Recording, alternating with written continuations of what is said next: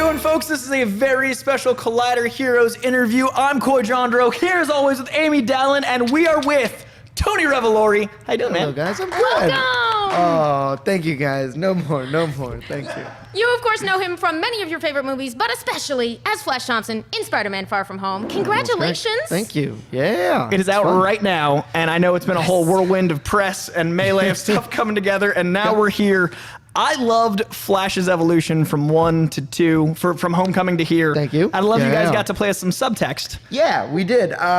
In the first movie, we really kind of like wanted to update the bully type of character and kind of mirror what bullying is like nowadays, which is, you know, very much anonymous, online words, less about the physical stuff. And then on this movie, we wanted to explore a little bit more of Flash and his character arc and story. So we kind of came up with a couple little things, and then at the very end, there's one little moment that I actually came up with the day of shooting. And, Really? Yeah. It was us arriving all back from our European trips, and all the families are there hugging their kids, and you know, Flash is there, and he just walks up to his driver, who has one of those, like, you know, iPads with his name on it, and he's sad that his family couldn't make it for him. Yeah. And he's just like, I guess that's what it's like again. And if you pay attention, we've retroactively edited a bunch of that storyline into the movie through like the text that That was first. You shot that first. we shot that last, the arriving. And then in the edit, they were like, we love that so much, we have to put it throughout the entire movie. And we ended up putting like a couple text messages that he sends that like Peter sees through certain glasses that he wears. Again, try not to spoil too much here. But yeah, it was really fun to just explore Flash and his more vulnerable side. Well, it's very cool to hear that this has been a truly collaborative process, kind of working on this version of the character. Yeah. Was that always the case, or has it grown as you, like, going into the second movie? You know, it definitely has grown, and as it always will continue to grow when you work with a director for the first time, you get those first steps and things like, you know, move forward. And, you know, everyone gets comfortable, and this one we were just all kind of saying and putting in our piece, making our suggestions to the movie, and said, why doesn't my character just fly out here and then just, like, you know, get a suit and two, and we can all just like be Spider-Man and fly off, and Jacob and I would have our own adventures as spider people. Excellent. When is that one coming? I mean, the shared Marvel universe of Spider-Man characters. I mean, whatever. So one time soon. A certain symbiotic suit suit gets on Flash Thompson in the comics, and maybe there's some Spider-Man Venom hijinks. I don't know. I'm not against it. So with this Flash, you love Spider-Man, and I do. And there's a certain element of, I've always loved from the comics, the hatred of Peter and the love of Spider-Man. Yeah. How do you see Spider-Man, your Flash? Well, I mean, like, having read the comics, there's obviously there, and I try to take as much from the comics. Obviously, I'm not a physical exact match of Flash Thompson, but then again, that character has evolved from the time. I mean, like in the first comic, he was a 5'2", red hair, short dude who bullied Peter, so it makes no difference. And now he's a 6'2", jock, blonde, blue-eyed white guy. So it can constantly be changing, and obviously it's really nice to see the MCU kind of go in a more diverse step. But yeah, it was, I always loved the duality of loving Spider-Man, and we played it in the first movie, and a lot of that kind of got cut for pacing, as you know, things need to and everything. So in this movie, we really try to play that up even more to make sure it ends in the movie. And I'm so glad it did, because I think it's really hilarious that he just loves Spider-Man so much. This is a person that he sees as a hero, a true person that does inspire him to be better, even though he's such an a-hole. And he's a terrible human being to the one person who actually is under that mask without knowing it. Yeah. And I think that's I mean, the more we play up that, the better it always is. and joking with all the different moments and everything. Yeah. The moment of dichotomy in the scene, that scenes, 1-2 punch was like, Flash Thompson in a there you 30-second go. bubble, and now here we are. And there we go. Yeah. I mean, that absolutely, was- what you're speaking to, it's the essence of the character persisting across different versions. Because Flash Absolutely. values the wrong things, and that's what's actually Absolutely. important about him. And it Right. comes through beautifully. And in the comics, at least early on in his kind of bullying moments, you didn't really see what was kind of there for him in terms of his personality. You saw some of his backstory of why afterwards, when he graduated high school, when they all graduated high school. So that was like really interesting and cool to see post high school Flash Thompson, and taking and incorporating some of what you can see from those comics and the way he looked back on that, and kind of just taking that and really running with that. Now, you're one of the rare crossovers with the Spider-Verse in your own way, and I consider Dope canon with Shameik Moore, who was Miles to me from the moment Dope happened before my eyes. What's it like working on something that is also young and heartfelt and so important? Dope is C-Dope. And then the scope of something like a Spider-Man, is it a different animal being on those two sets? Yeah, very much. Dope we made for, I think, $1.2 million. Wow. Shooting all around LA, from deep Inglewood, Ladera Heights, all the way to up in Panorama City. And that movie was just a beast to shoot, because we shot it in 18 days. 18 days. We were constantly just running against the clock, but we made what I think is a good movie, and I'm very proud of it. So it's a different beast to try and, you never have a moments to rest. On a film like Spider-Man, it's like, great, we got 4 hours to set up for this, safety meeting, and, he's going to be swinging here, this is going to blow up, this is going to blow up, it's going to take 4 hours to set up, so everyone can go take a nap. And then on Dope, it's like, nope, we're done, moving on to the next. All right, now it's here, there. Okay, even though you have not in the scene, we need you to be ready for that scene, so you got to go change, get this, and you're constantly going, figuring it out. And it's really nice to do that, because you're constantly just in motion. Everyone feels like they're working towards one project, and in this movie as well, but you have a little bit more leeway. Flexing different muscles. And yeah, I mean, speaking to Shameik and Kiersey, who also was in there. Kiersey's incredible. Us three both went on to do comic book movies right after. Yeah. Shameik with Spider-Verse, me with Spider-Man, and Kiersey with the Flash movie in the DC universe. But yeah.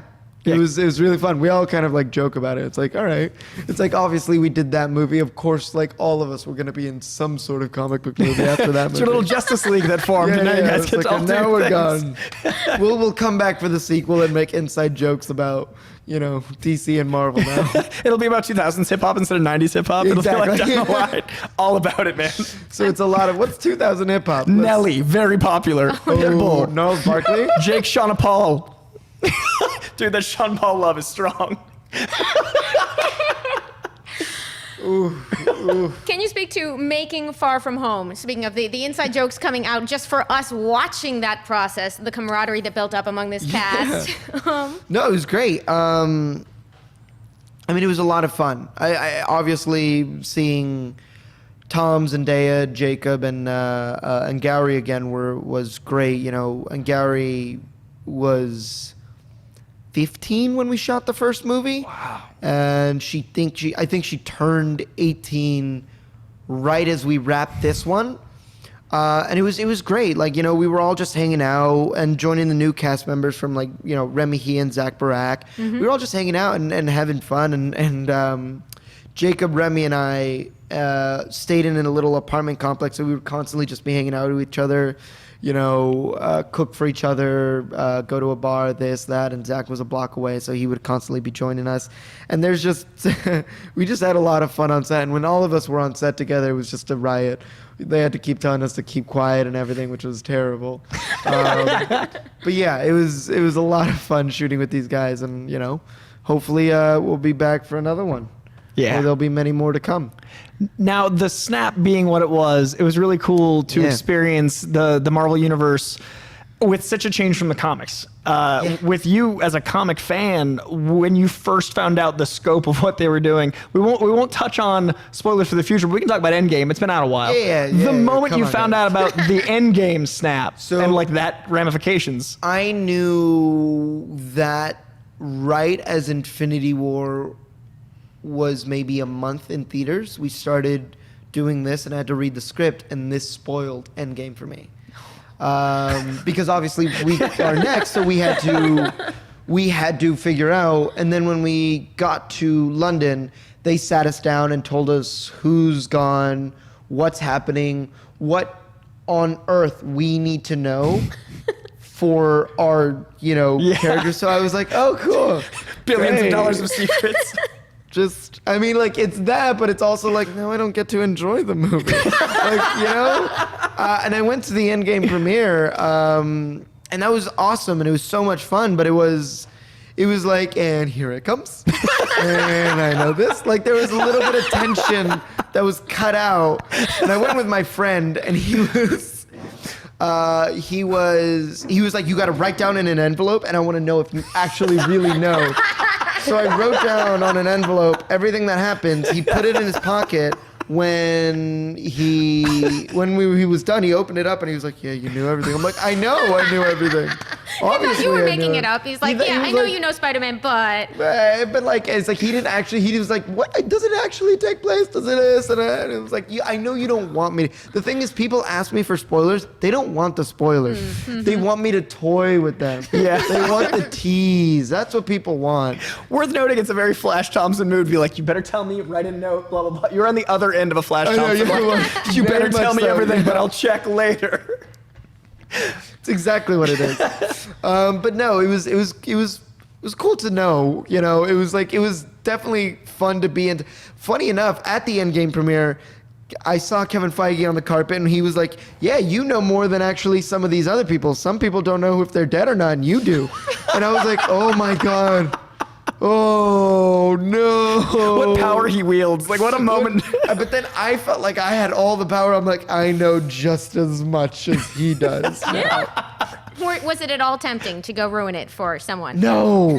Oh no! I would feel terrible to do that if I was like, if I just went. I mean, like, obviously, I'm pretty sure Downey knew he went, and you know what I mean. But like, if I went up to Scarlett Johansson, I'm like, "You die so well in this movie," it would have been like pretty bad. I feel like that wedding scene's actually a funeral. Yeah, exactly. Now, I know you've been sitting with us for a little while now, but we haven't had a chance to talk this through with you before. And speaking to the fandom side and what you love, is it a long-term connection with comics? Do you have a moment that you fell in love, or has it been a joy of discovering it as you go? Yeah, it's been a bit of all of those things. I grew up with the comics. I saw the first Spider-Man movie before I read a comic, and I loved it. I thought, like, wow, this is a movie made for kids and adults, but also, like, it's for me. This feels for me. And I, was pumped to see the entirety of it. Like the next movie that I thought was going to come out, and the X-Men and all these kind of series. And then as I got a little bit older, I started buying more comics. And once I, came into some money for my work in acting, I kept buying more comics and more comics. And it was always a growing thing to do with success. Exactly. The Ouroboros of comics feeding themselves. It was growing, and it grew and grew, and then around 14 there was a bit of time where I kind of like dropped it off a little bit, and the crest hadn't really come where geekdom and nerdom was like at its peak. Yeah. So you drop it, you start doing other things, you get busy. You grow up, and then it all crested back up again. And then around 18, I was back at it again. Maybe small, reading Wikipedia pages of like panels because Thing is, I felt so overwhelmed because now I'd missed so much that I was like, where do I start? What do I buy? Sure. Do I need to know the backstory of all? it is very daunting. So I just went on Wikipedia and online and just kept reading every single like synopsis for things, which is not a great way to read comics, but it's a way to catch up. It's the way a lot of people fall in love back in the day. The official handbooks, just browsing through. Tell me all of the stories until I can track them down. And then I'm in. And so then, and then like, obviously once I got Spider-Man, they just kept sending me comics. And I was like, yeah, great. Beautiful. And I'm back in the game. And it's like, So you took 4 years off. That was a comic snapping of sorts. And then you got back in through Wikipedia, learned what the world was. It sounds canon to me. Yeah. Sounds perfectly fine. Right? Exactly. There was a 5-year break. I blinked and I missed it. I got to know, Wes Anderson, Grand Budapest. We talked about you getting started. That movie is like, it's goddamn art. It's so magical. Thank you. What was it like working on a movie that looks like a comic?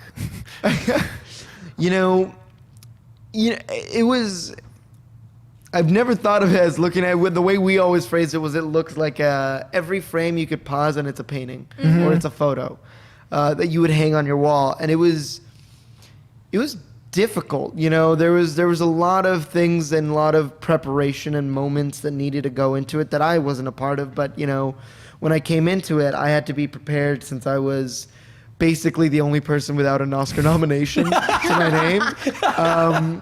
And, Wes is a very, quick and he shoots very quickly and he gives you a lot of directions very quickly and you got to just like keep it all in your brain and it's stand here, do this, move here, do this, grab your line, say that line, look at him, do this, grab the painting, this, move there, grab there, put there, stand there, turn there, cool. Got it? Cool. Great. And, I'd miss maybe one, and then he was like, no worries, all good, just go again. And we go again, and then I'd nail it, and we would do about 40 takes for every shot. Wow. But it's so quick. He doesn't ever cut. He doesn't let people come in unless things need to be like reset for safety or for props or something. He'll just be like, great, and go again, great, and go again, great, here's what needs to be done, great, go again. Wow. It's great. So it's like we get 10 takes in 5 minutes, and it's just like continuously going. That's incredible. Which is awesome. Yeah. I feel like the kind of training you get from that probably carries forward nicely to... Yeah. I was talking about it recently, but the way Wes shoots is way more like an indie movie than it shoots like a Spider-Man movie. Because he's very much about that indie kind of filmmaking where everyone's like quick, even though it's comfortable indie making is what I'd like to call it. Yeah. You know what I mean? Crafty's still there. Crafty's still there. Everyone eats very well. Timing is like, no one's rushing, but also people are like working, which is great. It's a great energy to have. What kind of challenges would you like to take on next since you've already done 3 completely different types of films? 3 different... I'd love to be in something dramatic or epic or, something like a Lawrence of Arabia. I would love to be in a Lawrence of Arabia type, like The Alchemist, if they ever make that a movie. Or like I love rom-coms. I do. I like unabashedly love rom-coms. So I would love to be a lead in a rom-com. Lawrence of Arabia to rom-coms. You heard it here, Hollywood. I like both those goals. Right? You're going to get every type of film. I love it. We will show up for all of those. Yeah, absolutely. Very All the much. check marks. Yeah, exactly. I got to know, in universe, how did Flash Thompson start up the Flash Mob? Yes. How did he start? By buying a lot of bots. That's genuinely what it was. I don't know in the movie it shows how many followers I have, and I don't remember what the number actually was. But John and I were saying like all of these guys are fake, right? Like we both said like he shouldn't actually like he has like maybe if he has 100,000, maybe 10,000 are actual like people who like follow and like comment and maybe like and whatever, but it's not like he has a lot, but most of that is bots. Amazing. That is so on brand. I love that answer so much. That gives you. me, now my next viewing has an entire new perspective to keep an eye out for. Yeah. Okay, and obviously not spoilers because you couldn't tell us anyway, but since we do all love the tease, what would you want for Flash's future? We were talking about Flash post-graduation in the comics. I think Flash has a rich history in many different comics with different things. I would love to see him in a kind of friendship role with Peter, because there's precedent in the comics that he was Peter's best man at his wedding, which is so surprising when I found that out, because I was like, oh, I guess so.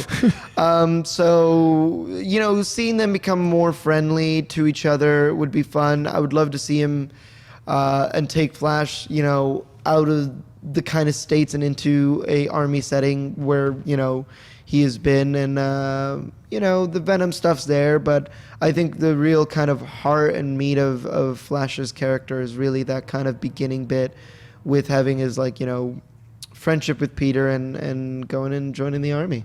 I think that would be great. Last question for you. Go for it. For you as Tony, any comic or comic movie or property you'd recommend for someone that has never heard of a comic? Oh, the gateway drug, the weed of comics. Ooh, that is difficult. You know, I would start with like a complete story, so that way at least you can get something like thick and read through it. And maybe I would go.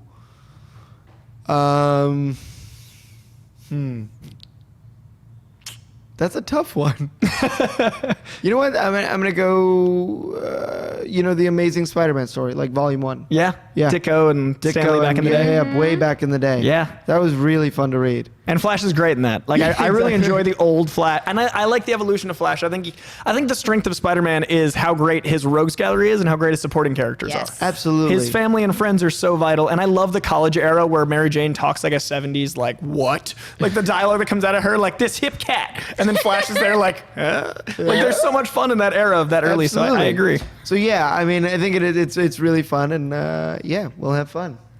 Oh, you know, he's waving at you. So watch your language. The fourth wall has been broken. Flash Thompson and Deadpool. He totally understands. I'm just saying, you guys have like a bunch of watch your language things. I think you should just put up pictures of Captain America going language. We should. We should, actually, for this set. It's so on brand. just saying. That's totally the move. And it's for us, not for you. And it's Don't worry. exactly. It's for you guys. Chris, we'd need a photo. But thank you for your wonderful work, for spending this time with us. Congratulations on the film. Thank you very, very much. I want to give a shout out if people haven't checked it out. You did a wonderful interview with Teen Vogue where you talked about what it meant to you to change what is possible just by being in these films. No, absolutely, yeah. I had a great time. Sorry, I can see him going like, "Oh man, another 3-minute answer." But no, it was a great article. If more people want to read it, it's still up on the website. I'm sure maybe a link will be put up or something. I don't know, but either way, it was great, you know, and just learning how toxic masculinity is in different eras and how you can break it, and not even just break it, but just kind of lessen it. And change what's possible. Thank you so much. Yeah, my I'm pleasure. looking forward to whatever's next. Always love talking to you, man. I'm glad this all worked out. Likewise. Congratulations on Flash, man. Thank you. Like, it's such a cool thing. And everybody see Dope. Just Everyone that's go see Dope. That's All my right. PSA for today. You ready, guys? 5 more minutes. 5 more minutes. Cut to black. All right, until next week, guys. Stay sweaty.